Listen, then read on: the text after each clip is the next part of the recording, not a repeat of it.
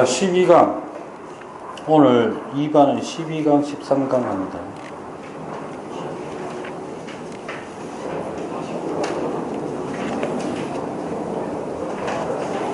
중요한 포인트만 좀 얘기할 테니까. 알겠죠? 직구가 시험 보니까 주니까 지금. 교과서로는 44에서 47, 62에서 67 여기까지입니다. 알겠죠? 그 다음에 지금 하고 있는 유튜브 강좌. 알겠죠? 오늘 화요일이죠? 네. 지난번에 실장한테 실장 어딨나? 그 애들 얘기해줬나? 어제 이미 그 기말 대비로 해서 올라갔습니다. 알겠죠? 네. 여러분들은 오늘 촬영 일정이 12, 13강 한다라고 그 표 안에 있었죠? 봤나? 요번 수업 마치고 가면은 좀 한번 다시 확인하기 바랍니다. 알겠습니까? 이번 주에 이루어지는 게 전부 그 기말 대비 강좌라고 생각하시면 되겠습니다. 알겠죠? 빨리 합시다. 12강의 제목이 우리 은하입니다. 그죠? 우리 은하. 그 다음에 13강 42쪽이 은하에 분리인데 순서를 이렇게 할게요. 12, 13강을 합치면 뭐냐면 그 우주의 구성 단계입니다. 뭐라고? 우주의 구성 단계. 그래서 13강부터 얘기하고 12강 쪽으로 얘기를 하도록 하겠습니다. 알겠습니까?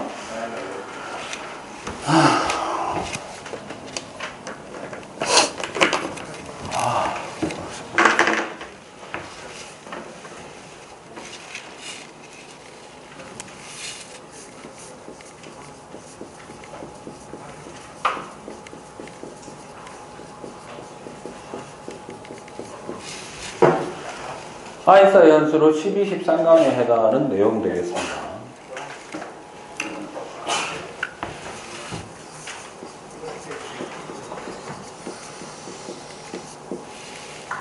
먼저 우주 구성 단계, 작은 거부터 얘기할게요. 알겠죠? 현재 그 펼쳐져 있는 우주에서 가장 기본적인 거는 뭐냐라고 하면은 가장 기본적인 입자 그러면은 원래 우주 발생 단계에서 뭐 쿼크나 렙톤 뭐 이런 것도 있었죠. 근데 지금은 찾아보기가 어렵고 가장 기본적인 입자라 그러면 뭐라고 하면 돼? 원자 그러면 됩니다. 맞습니까? 맞나요? 근데 이제 그런 놈들이 몇 개 모여가지고 일단 우주에서 가장 작다고 할 만한 거는 누구냐 하면 첫 번째 성간 물질입니다. 뭐라고요? 말 뜻을 풀어보면 성은 별성자예요. 항성. 됐니? 지금 여기서 얘기하는 별은 모두 항성입니다. 뭐라고? 지구는 뭐고? 행성이죠. 네. 행성은 항성을 중심으로 공전하는 전체고 스스로 빛을 낸다 못 낸다? 행성은 못 냅니다. 그죠? 그래서 별과 별 사이에 존재하는 기본적인 물질이다. 이렇게 됩니다. 됐습니까? 그래서 이 성간 물질이 잘 들으세요. 성간 물질이 특별히 많이 우주 공간상에 골고루 퍼져 있는 게 아니고 성간 물질이 특정 지역에 이렇게 꽉 모여 있는 경우가 있어요. 알겠습니까? 그거를 뭐라고 하느냐 하면 성운이라고 얘기합니다. 됐죠? 성운의 규모는 항성보다 큰 경우가 많습니다. 뭐라고요? 항성보다 훨씬 큽니다. 그러나 스스로 빛은 낼 수 있다 없다? 실제로 스스로 빛은 못 내요. 알겠습니까? 그냥 성간 물질이 가득 몰려있는 집합체다 이렇게 보시면 되겠습니다. 됐죠? 그 다음에 이 성운이 있는 곳에서 이제 누가 발생할 수 있느냐? 성운의 수축과 팽창을 반복하다 보면은 이제 드디어 뭐가 만들어질 수 있다? 네, 이 안에서 항성이 만들어질 수 있고, 항성이 만들어지면은 항성만 만들어지는 게 아니고 항성의 부속품, 뭐 예를 들자면 행성, 소행성 이런 것들이 있죠. 그런 것들이 동시에 만들어지기 때문에 우리가 이거를 항성 및 항성계라고 얘기를 합니다. 됐니? 대표적인 예는 태양과 태양계. 알겠습니까? 이렇게 되고. 그 다음에 이 별들이 특별히 좀 몰려있는 경우가 있어요. 집단을 구성하는 경우가 있는데 그것을 뭐라고 하느냐면 별들의 집단이라고 해서 뭐라고 한다? 성단이라고 얘기합니다. 뭐라고 한다고? 성단. 그 다음에 원래는 꼭 그런 건 아닌데 규모상으로 이제 보자면 별들의 집단이라 그러면 사실 성단도 되지만은 뭐도 되느냐면 은하도 돼요. 뭐도 된다고? 근데 둘 중에 누가 더 크냐면 은하가 더 큽니다. 알겠습니까? 그러면 밤하늘에 보이는 은하들 중에는 성단이 위치하고 있는 은하도 있고 대부분이 성단을 포함합니다. 됐어요? 근데 어떤 은하는 성단이 따로 존재하지 않는 경우도 간혹 종종 있습니다. 알겠습니까? 그래서 보통은 성단보다 더 큰 규모를 우리는 은하, 그리고 은하의 모든 하위 구조들을 합쳐서 은하계 이렇게 얘기를 합니다. 됐죠? 그 다음부터는 이제 얘네들이 모이는 거예요. 은하가 몇 개 모인 것을 우리는 은하군이라고 하고요. 됐습니까? 그 다음에 은하군이 다시 모인 집단을 은하단이라고 얘기합니다. 됐죠? 그 다음에 이 은하단이 다시 가득 몰려있는 것을 초은하단,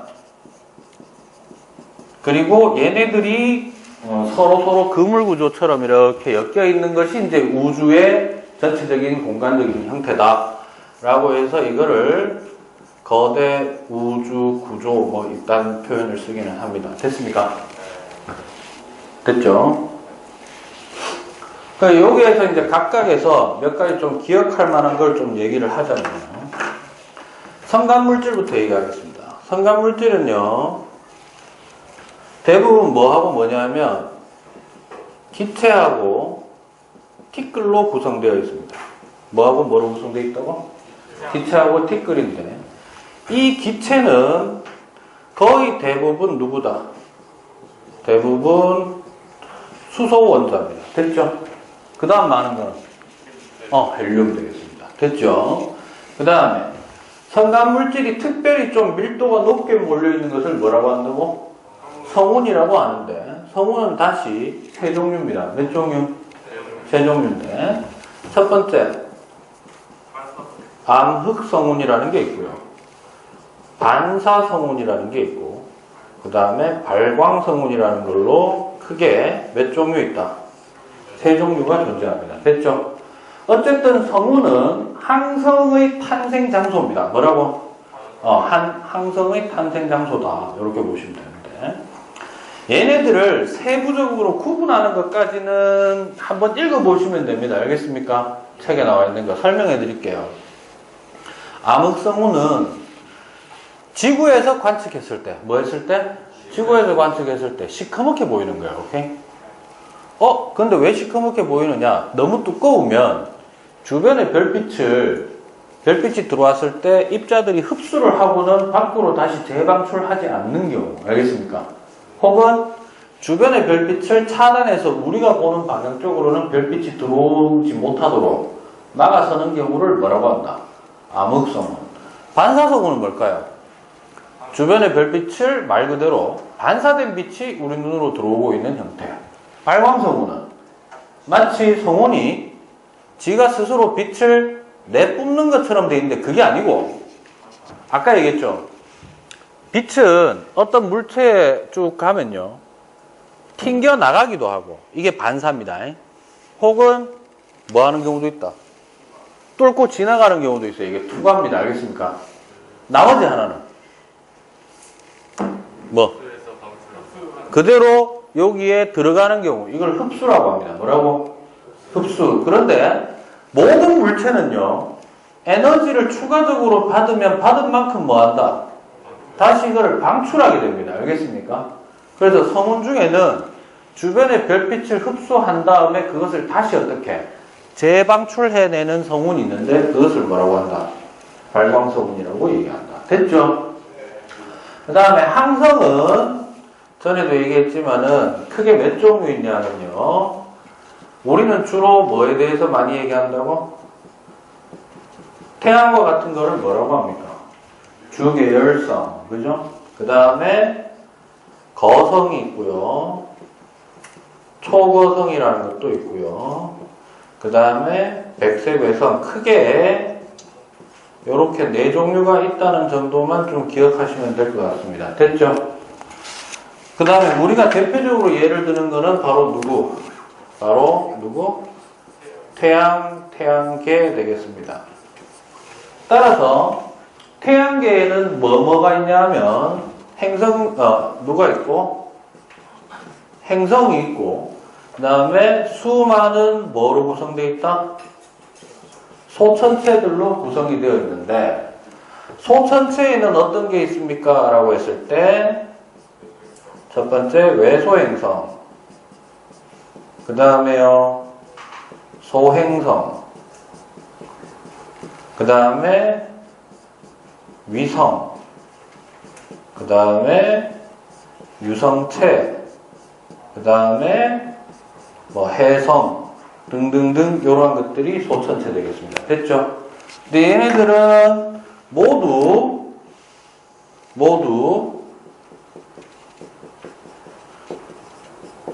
중심 항성을 기준으로 뭐 하고 있다? 공전하고 있다라는 것은 그 항성의 중력권, 만율력권에 붙잡혀 있다 이런 얘기가 되겠습니다. 됐죠? 자, 그 다음 성단. 성단은 요거는 위에다 쓰겠습니다. 크게 두 종류 있습니다. 몇 종류? 두 종류가 있는데요. 첫 번째, 동그란 모양으로 생긴 집단의 모양이 동그랗게 모였다. 구상성단이 있고요. 지 멋대로 막 펼쳐져 있는 성단이 있습니다. 그걸 뭐라고 한다? 산계성단이라고 한다. 됐나? 쉬운 거 하나 알려줄게. 앞으로 여러분들이 지구과학 1을 하든지 지구과학 2를 하든지 안 하든지 알아서 알고 있으면 편안한데요. 물리 쪽에서 좀 같이 나올 확률이 높습니다. 알겠습니까? 우주를 구성하고 있는 모든 구성체들은요, 일반적으로 어떤 경향성이 있냐면, 모양이 정리정돈이 될수록 나이가 오래된 놈입니다. 알겠어요? 알겠어요? 그러면, 산계되어 있는 거하고, 동그란 거하고, 어느 게 좀 더 정리정돈이 잘 되어 있는 거고? 동그란 거죠. 그래서, 구상성단은요, 주로 늙은 별이 많습니다. 뭐라고? 늙은 별이 많고요. 산계성단은 태어난 지 얼마 안 되는 젊은 별들이 주로 구성되어 있습니다. 됐습니까? 됐나? 한 개만 더 할게요. 스펙트럼 상에서, 스펙트럼은 가시광선으로 하면 빨주노초 파남보제. 근데 천문학에서는 보통 남보는 빼지, 빨주노초 파 이러면 됩니다. 알겠습니까? 파남보까지 다 합쳐가지고. 됐니? 이때 파장이 긴 거는 빨간색이야, 파란색이야? 파장이 긴 거는 빨간색이죠. 자, 빛은 일반적으로요, 파장이 길면 길수록 에너지는 어떨까요? 세다, 약하다? 약합니다. 알겠습니까? 그래서 파란색 빛이 빨간색 빛보다 주로 에너지 세기가 어떻다? 셉니다. 됐어요? 됐냐? 하나 물어볼게. 나이가 오래됐어. 에너지가 많아? 에너지가 얼마 없지? 비실비실되지? 그래서 잘 들어. 너네들이 천문학 관련 책을 읽다 보면은 이딴 얘기를 많이 합니다. 나이가 많은 붉은 별, 이딴 소리 합니다. 그럴 수밖에 없는 게, 나이가 많으면 에너지가 세다, 약하다? 약하지. 그래서 파장이 긴 붉은색밖에 못 내뿜기 때문에 그렇습니다. 알겠습니까? 그래서 늙은 별 그러면 보통 무슨 계열? 붉은색 계열이 줄을 차지하고요. 얘는 뭘까요? 파란색, 푸른색 계열이 줄을 이루게 됩니다. 됐습니까? 됐어요? 자, 그 다음에 은하. 처음으로 우리가 은하 안에 있다라고 생각한 것은 셰플리라는 사람이 관측한 거고요. 오케이? 저 바깥에 보이는 밤하늘의 수많은 빛나는 점들이 꼭 별뿐만 아니라 거리가 멀리 떨어져 있는 은하라는 것을 알아낸 것은 허블입니다. 그죠? 그래서 허블이 했는 일이 뭐예요? 외부 은하들을 관측해서 허블 법칙을 이끌어냈죠. 맞습니까? 그래서 외부 은하들을 허블이 본 김에 모양이 좀 다양하더라는 겁니다. 알겠습니까? 그래서 걔네들을 분류하기를 취하고 있는 모양에 따라서 분류를 했어요. 뭐에 따라서 분류했다고? 모양에 따라서. 그래서 크게 세 개로 나뉩니다. 몇 개? 첫 번째, 타원은하가 있고요. 뭐가 있고? 그 다음에 휘어진 선, 나선은하가 있고요. 됐습니까? 그 다음에 불규칙 은하라는 게 있습니다. 됐나요? 이때 나선 은하는 다시 두 개로 나뉩니다. 뭐로 나뉘느냐? 중심에 막대기가 하나 꽂혀 있는 듯한 은하, 뭐? 막대 나선 은하.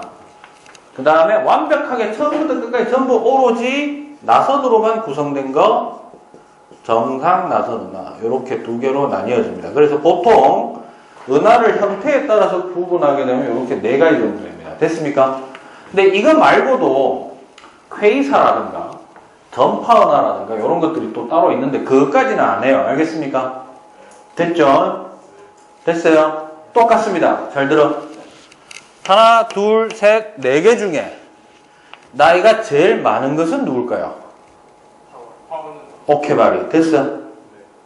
그럴 수밖에 없는 게 모든 은하가 처음에는 발생한 지 얼마 안 된 놈은 대부분 모양이 어떠냐면 불규칙적입니다. 알겠어요? 그런데 어떤 질량 중심을 가지고 얘가 뭐 한다? 회전을 하다 보면 중심보다는 바깥쪽이 느리게 돌기 때문에 처음엔 이렇게 직선으로 뻗어 있던 놈도 회전을 시작하면 어떻게 된다? 쭉 휘어진다 이 말이야. 됐니? 네. 나선으로. 됐어? 그러면 나선으로 쭉쭉 돌다 보면 나선이 어떻게 될까? 칭칭칭칭 감기겠지? 이해됩니까? 그래서 결국 얘가 나이가 제일 많고 이쪽으로 갈수록 나이가 젊다 이렇게 보시면 되겠습니다. 알겠습니까? 됐어요? 그러면 은하는 대부분 뭐 가지고 있다고? 성단 가지고 있다며. 맞아? 타원 은하는 뭐 들고 있을까요? 주로 구상성단이 많습니다. 뭐가 많다고? 오케이? 네. 그 다음에 나선 은하들은요, 산계성단이 조금 더 많거나 혹은 둘 다 가지고 있거나. 됐어? 불규칙 은하는요, 산계성단이 많을 것 같지? 아니야, 아예 성단 자체가 없어. 알았어? 뭐가 더 많으냐면 이게 제일 많습니다. 뭐? 이제 막 발달할 확률이 높은 놈이다 이런 얘기입니다. 알겠습니까? 됐나요? 이 중에 우리 은하는 어디에 해당합니까? 우리 은하는 막대 나선 은하에 해당합니다. 어디에 해당한다고? 막대 나선 은하에 해당한다. 됐죠? 그 다음에 하나 더 기억할 거. 타원 은하하고 요즘 이제 이게 세분화된 건데, 내가 하나 얘기할게. 내가 지구과학 배울 때, 고등학교 배울 때는 우리 은하는 요거였습니다. 뭐라고? 정상 나선 은하인 줄 알았어요. 알겠어요? 관측 기술이 매우 발전하면서 최근에 들어서 뭔 줄 알았다. 막대 나선 은하로 바뀐 지 얼마 안 됐습니다. 알겠어요? 그럼 정상 나선 은하였던 게 막대 나선 은하로 바뀐 거야? 그게 아니고 막대 나선 은하인데 우리는 뭔 줄 알고 있었다? 정상 나선 은하인 줄 알고 있었다. 이런 얘기 알겠습니까? 그러면서 요즘 들어서 스물스물 기어 나오는 게 타원 은하와 나선 은하 사이에 해당하는 놈이 있는데 금마가 뭐냐면 렌즈 은하라는 게 있습니다. 알겠죠? 모양이 타원 은하도 아니고 뭐 나선 은하도 아니고 이런 거야. 알았어? 차이점 뭔데 이래야 되잖아. 잘 봐라. 타원 은하는 럭비공처럼 생겼어요. 뭐라고? 어디서나 봐도 타원이야. 알았어? 그런데 나선 은하는 일단 기본적으로 어떻게 생긴 거냐면 가운데 부분은 동그랗고요. 뭐라고? 부풀어 올랐다 이 말이야. 알았어? 구형이고 양 사이드로 갈수록 이런 식으로 얇아지는 형태로 이렇게 생겼다고 보여집니다. 됐습니까?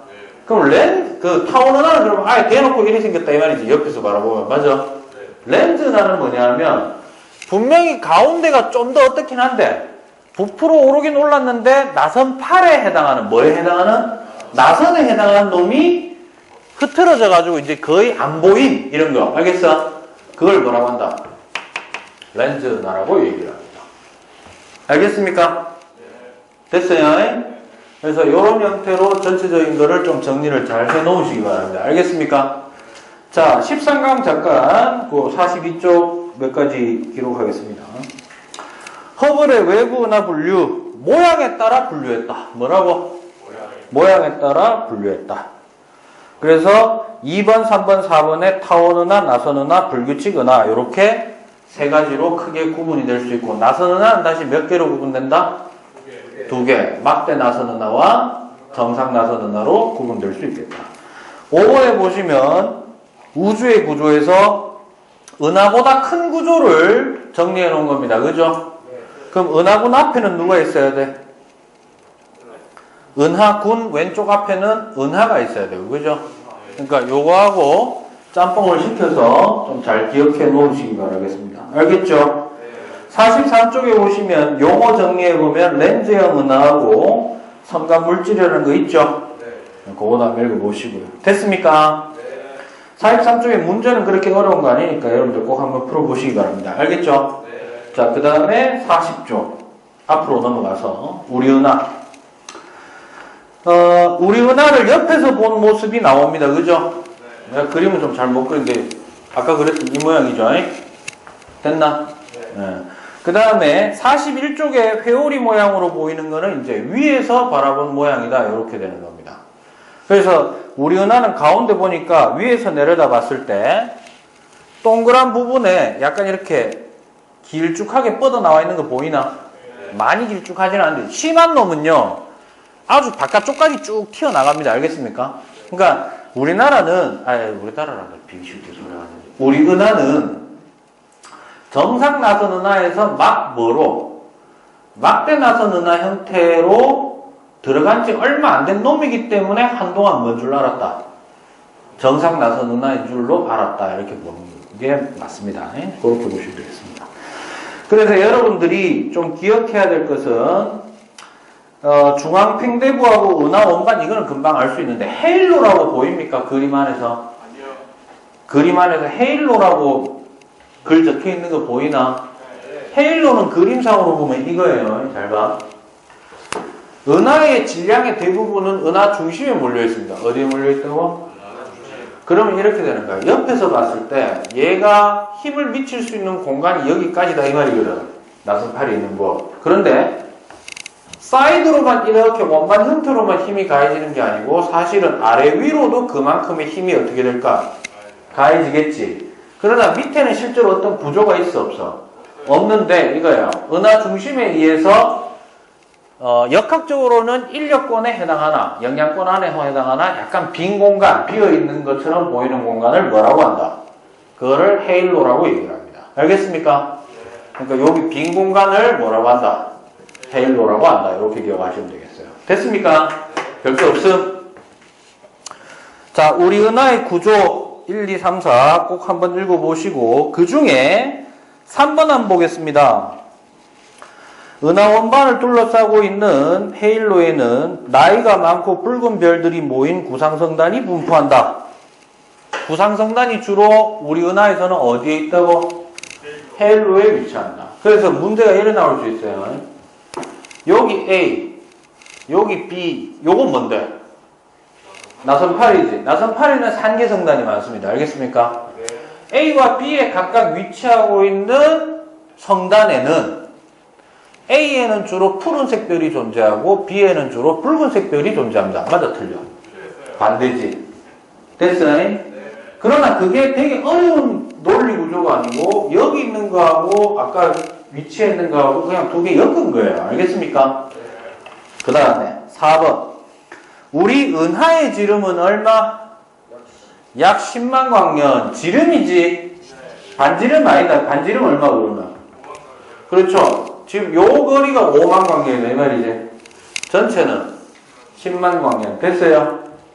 파색으로 바꿀 수 있겠나? 1파색이 약 3.26 광년이잖아요. 그죠?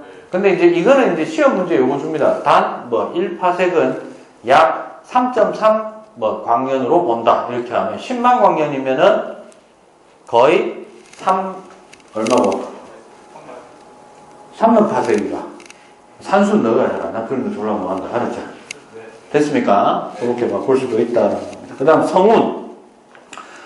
발광성은 주위의 온도가 높은 별로부터 에너지를 받은 성간 물질이 에너지를 받았다 그랬지? 흡수한 다음에 다시 뭐 한다? 방출. 됐습니까? 네. 그 다음에 반사성운은 별빛을 뭐 했다? 반사했다. 말 그대로. 튕겨냈다.